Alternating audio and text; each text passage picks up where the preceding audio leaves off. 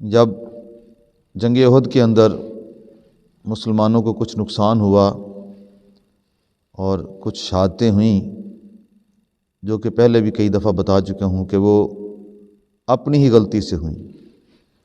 مسلمانوں کی اپنی ہی کچھ غلطی، کچھ بھول، کچھ آقا علیہ الصلوۃ والسلام کے حکم مبارک کے معاملات تھے، تو تھوڑا سا نقصان جو ہوا پھر اللہ نے پھر بھی مسلمانوں کو محفوظ بھی رکھا اور بچا بھی لیا۔ جب لوٹ کر یہ لوگ دوبارہ مدینہ شریف میں آئے تو ظاہر ہے سارے معاملات منافقوں کے سامنے تھے۔ اب منافقوں کے لیے بڑا موقع تھا، یہ منافقوں نے بڑی خوشیاں منائیں، کیونکہ منافق 300 بندے اپنے جو ان کے ہم خیال تھے، ہم نوا تھے، ان کو لے کر وہ واپس آ گئے تھے، میدان احد تک گئے ہی نہیں، جنگ میں شامل ہی نہیں ہوئے۔ اور انہوں نے جو اعتراضات کیے تھے وہ بھی سب کے سامنے تھے، تو اب انہیں ایک موقع مل گیا۔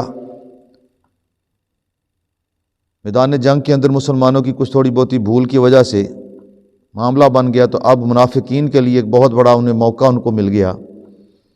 مسلمانوں کو جو ہے مذاق کرنے کا، مسلمانوں کو طنز کرنے کا، مسلمانوں کے ساتھ یہ سارا ان کی تحقیر کرنے کا،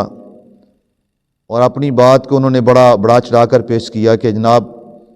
ہم نے کہا تھا کہ یہ جنگ نہیں ہے، یہ تو اپنے آپ کو موت کے منہ میں لے جانے والی بات ہے، یہ تو قتل کروانے والی بات ہے، تو ہم تو دنا تھے، سمجھدار تھے،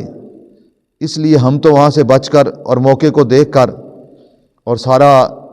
جو تھا وہ اندازہ کر کے وہاں سے واپس آ گئے، اور انہیں بھی ہم نے کہا کہ ہمارے ساتھ واپس چلو، لیکن یہ اڑے رہے اور یہ وہیں پر رہے، تو انہوں نے ہماری بات نہیں مانی، تو اس کی وجہ سے آج یہ مارے گئے۔ اگر یہ ہماری بات مان لیتے، ہمارے ساتھ یہیں ٹھہرتے، ہمارے ساتھ واپس آ جاتے، تو آج یہ بھی ہمارے